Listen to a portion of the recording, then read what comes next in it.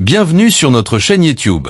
Ici, nous décortiquons l'actualité, débattons des sujets politiques brûlants et analysons les grandes questions de société. Si vous cherchez un espace où les idées s'affrontent et où l'information est au cœur des discussions, vous êtes au bon endroit. Ne manquez rien. Abonnez-vous et activez la cloche pour recevoir toutes nos analyses, débats et interviews dès leur sortie. Ensemble, enrichissons le débat et façonnons l'avenir. Merci d'être avec nous et n'oubliez pas de partager vos réflexions dans les commentaires. À très bientôt. Salutations à tous. Comme je l'avais annoncé hier sur mes réseaux sociaux, notamment sur X, à 20h, une nouvelle attaque terroriste a eu lieu au Togo. L'information a été confirmée ce dimanche 10 novembre 2024. Au sein des FDS, il y a eu un mort et plus de 7 blessés.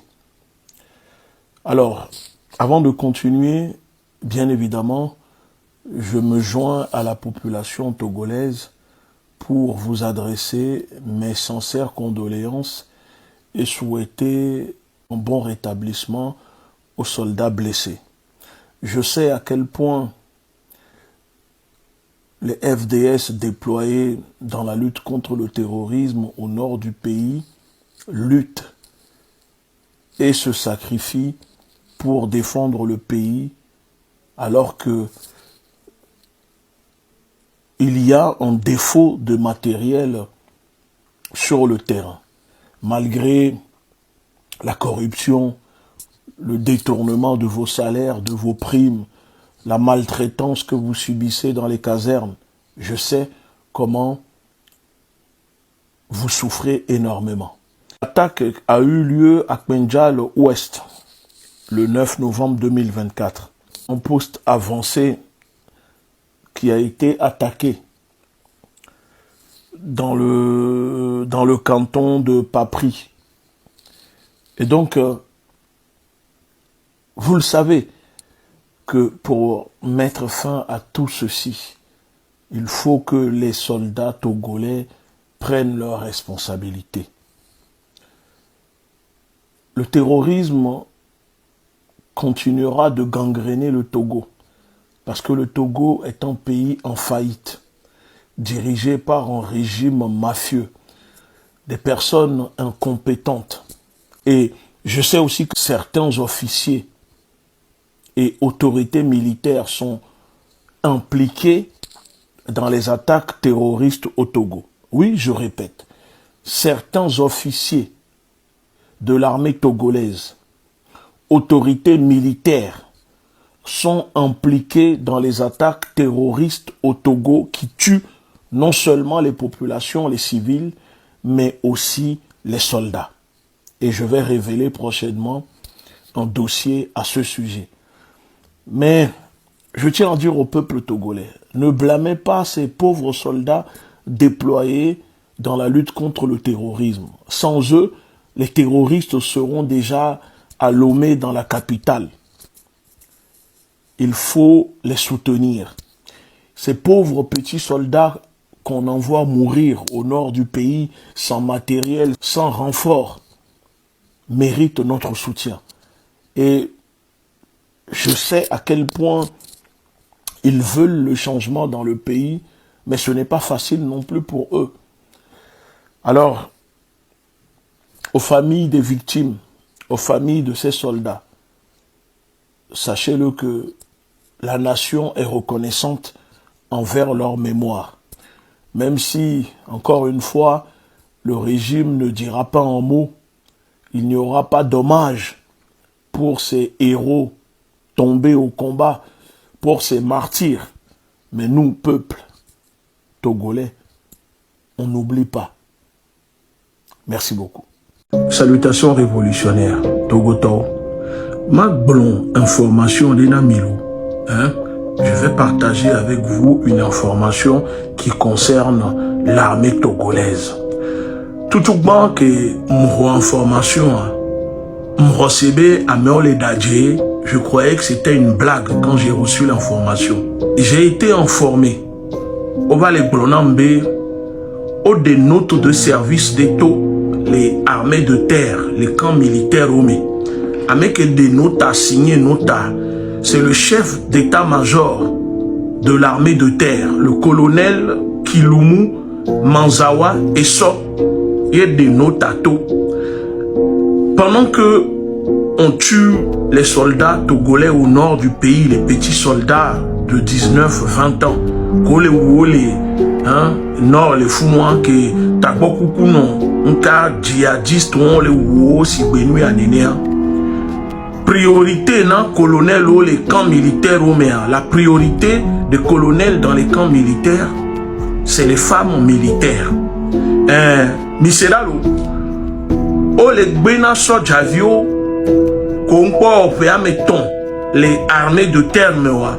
Bomdo droit la do funa soja nyon bomdo droit wa toku soja nyon parce que abe o remarqué be o le reconnaissance de naissance o le do funa soja nyon les camps militaires mais colonel o se le plaindre parce que on battait les deux chances les diachignon nous soja o on battait les coco sur les dos abe abamewa. Au lieu des notes de service tôt, nous avons des vieux hommes de droit. La diachi, soja nous. Mais nous respecter notes de service wa. On l'a mise à pied. Et nous comme les blancs canula riolo. Ma des notes à Sofion mi les filles ne miakpora. Notes privées internes. Mais et nous que les jolés toguade. Ah mais c'est me les doyalo. Soja vieux on les doyade mais c'est parce que j'ai l'impression à Messia mais les vont les doigts mais soit j'entends do toi on les vont oh les bena so javio do droit la toku so janyon nous la be et nous les provoquer désobéissance des tests et au non respect des consignes donc à colonel ou interdiction non fifi bon bah do droit non mo opérer ton do droit toku non délé caserne mais comment 1,4 tonnes de drogue a pu quitter le Togo pour atteindre le Gabon? Une question qui s'impose après la saisie d'une importante cargaison de cannabis au port Molle de Libreville. La découverte a pris de court les autorités et suscite des interrogations profondes sur les failles dans le dispositif de surveillance régionale. Le ministre gabonais de l'économie, Maï Mouissi, s'est rendu sur les lieux ce lundi 4 novembre 2024 après cette saisie réalisée par les douanes gabonaises. Il y a en tout 1,4 tonnes de cannabis, soit 1561 tablettes interceptées à bord d'un navire en provenance du Togo. Une saisie qui a été faite sur un navire, une saisie que nous avons estimée à plus d'une tonne de drogue en provenance du Togo. Cette drogue était cachée dans des ballots de piperie qui étaient destinés à des personnes vivant sur le territoire national. Par ailleurs, les autres services de l'État nous ont fait observer qu'il y avait une pénurie de cannabis sur le territoire national et qu'une cargaison était attendue. 2300 km séparent les deux pays. Cette cargaison illégale d'une valeur marchande estimée à 140 millions de francs CFA par les autorités gabonaises démontre l'étendue des réseaux de trafiquants qui opèrent à travers les frontières de l'Afrique de l'Ouest et centrale. Une situation qui soulève plusieurs questions. Il faut dire que depuis jeudi, nous sommes sur cette opération parce que nous avions espoir de mettre la main sur les intéressés. Et comme vous savez, ce sont parfois des gens qui sont beaucoup renseignés et personne ne s'est présenté jusqu'à présent pour faire l'enlèvement de la marchandise. Et pourtant, il y a eu bien une déclaration qui a été levée. Les numéros que nous avons lorsque nous appelons, personne ne décroche. Qui sont les individus ou groupes impliqués dans ce réseau transfrontalier? La provenance initiale de cette drogue reste floue, tout comme les éventuels points de transit utilisés pour atteindre les côtes gabonaises. De plus, le passage de cette cargaison à travers les contrôles semble indiquer une potentielle complicité ou des failles dans les dispositifs de sécurité en place.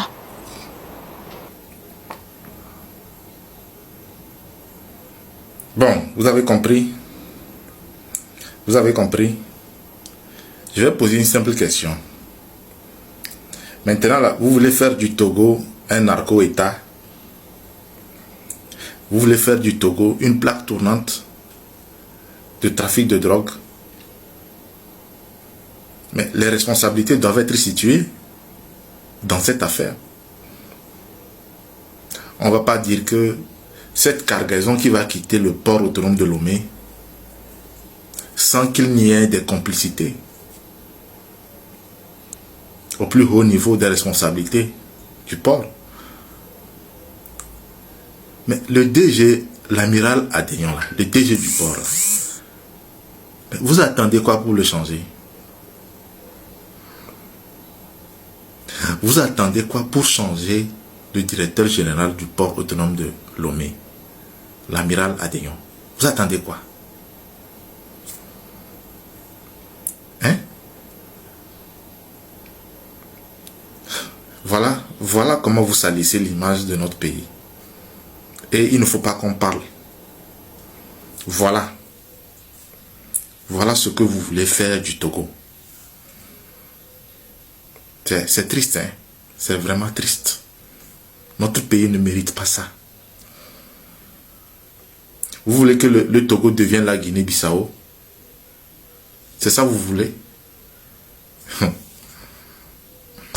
Alors, sur quel levier faut-il s'appuyer pour pouvoir réaliser ce programme gigantesque? Non, mais nous connaissons les leviers. Il y en a 5. Je veux dire, tous les pays du monde se sont développés de la même façon. Oui. Il y a le travail. Oui. Parce qu'on ne peut pas s'accommoder de jeunes. Non, au-delà de la théorie, concrètement, dans les pays africains. Non, mais c'est concret. Oui. Il y a le travail, il y a le capital, il y a le progrès technique, il y a la qualité de la gouvernance, et enfin, il y a la qualité des institutions. Et quels sont les pays qui incarnent ce que Mais si on suit le dernier rapport de la Banque mondiale, Business Ready, sorti il y a à peine 15 jours, le Rwanda est le premier réformateur de l'Afrique. Vous voyez?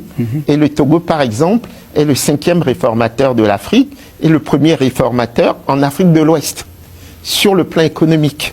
Maintenant, si vous rajoutez les critères onusiens, donc les ODD, à l'horizon 2030, c'est beaucoup plus partagé. Professeur Kakonou Bopo, permettez-moi de faire un petit commentaire sur votre interview accordée à Télésud. J'ai écouté avec beaucoup d'attention votre interview et je voudrais faire un petit commentaire sur cet aspect. Vous avez parlé des 4 leviers ou des 5 leviers que les pays développés ont utilisés pour faire avancer leur pays. Mais ce qui a retenu mon attention, c'est les 2 derniers leviers, qui sont la qualité de la gouvernance et la qualité des institutions. Mais quand vous prenez le Togo, là, mais le Togo, notre pays, est loin, très très très loin de ces 2 derniers leviers. Alors, je ne vois pas comment une institution comme la Banque mondiale, dans son rapport Doing Business, qui est devenu, qu'ils ont rebaptisé Business Ready, parce que Doing Business, tout le monde sait, en 2019, a essuyé beaucoup de critiques et beaucoup de contestations. Ils l'ont juste rebaptisé, parce que c'est la même méthode. Donc, je ne vois pas comment on peut classer le Togo parmi les 5 pays africains réformateurs, les 5 pays africains réformateurs, et le premier pays en Afrique de l'Ouest. Mais les indicateurs sautent aux yeux. Mais c'est quelle réforme économique, institutionnelle, qu'on fait depuis 20 ans? Et aujourd'hui, les Togolais vont sur des dépotoirs pour ramasser du riz. Ça, c'est des indicateurs palpables, ça. Quand vous voyez des Togolais aller sur des dépotoirs, aller sur un dépotoir ramasser du riz, c'est des indicateurs palpables qu'il y a un échec total de la gouvernance. Et que les réformes économiques dont on parle, c'est dans les bureaux. Les populations ou les citoyens ne ressentent pas les retombées ou les résultats de ces réformes économiques. Mais s'il y avait un résultat, On ne va pas retrouver des Togolais aller sur un dépotoir ramasser du riz. Au XXIe siècle, les gens continuent. Les populations continuent à ne pas avoir de l'eau potable. Il n'y a pas d'électricité.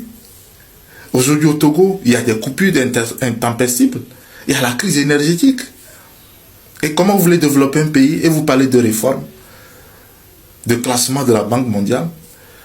Non, soyons sérieux. Vous voyez, nous ne soyons pas toujours dans... Je pense qu'on est toujours en l'air. Vous voyez, on ne prend pas conscience des véritables problèmes que vivent quotidiennement les populations.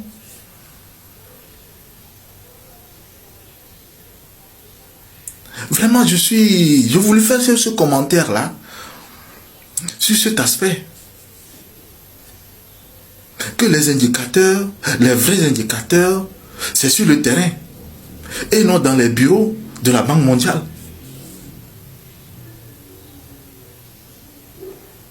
Donc prendre le Togo comme exemple de pays réformateur qui est en train de structurer son économie, c'est passer à côté de la réalité. Parce qu'il n'y a pas la qualité de la gouvernance, il n'y a pas la qualité des institutions. Et tout le monde le sait, c'est palpable. Vous voyez? Donc voilà ce que j'ai voulu dire par rapport à cet aspect de votre interview. Sinon, vous êtes un professeur, un aîné que j'apprécie beaucoup. Vous êtes un aîné que j'apprécie beaucoup. J'ai eu l'honneur de vous rencontrer. Et j'avais eu vos contacts. Et franchement, vous êtes quelqu'un... Je pense que si vous étiez à la tête de ce pays, je pense que ce pays serait loin. Ce pays aurait avancé plus que ce que on voit actuellement. Je le pense sincèrement. Merci.